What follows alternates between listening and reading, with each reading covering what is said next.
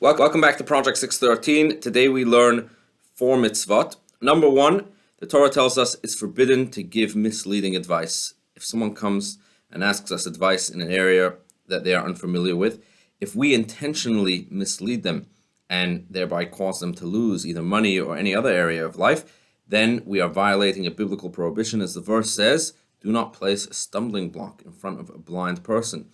And this verse is in fact not referring to literally putting a stone in front of someone who cannot see and causing them to trip. Rather, this is referring to this type of situation when a person is blind mentally, they are blind intellectually, they don't know the right choice to make, and they are seeking your advice.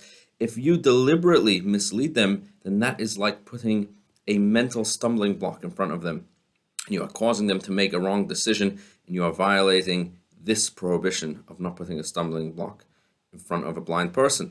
In addition, Maimonides tells us another time when a person can violate this prohibition is if a person assists another person in committing a sin, in violating one of the mitzvot of the Torah. This as well is causing them to stumble spiritually, and therefore they would be in violation of this mitzvah as well.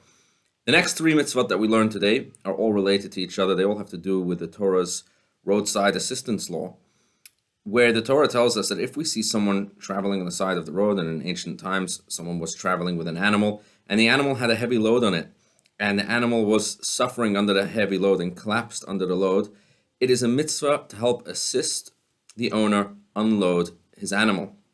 That is known as the mitzvah of parika, helping to unload the animal which is suffering. In addition to helping your friend, this is also one of the sources of the concept of tsar balei chaim. You are also helping the animal itself by reducing its suffering.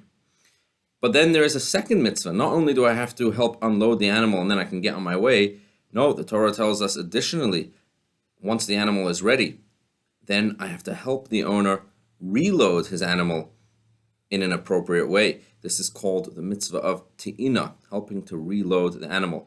In both of these cases, the Torah specifies that this has to be done together with the owner.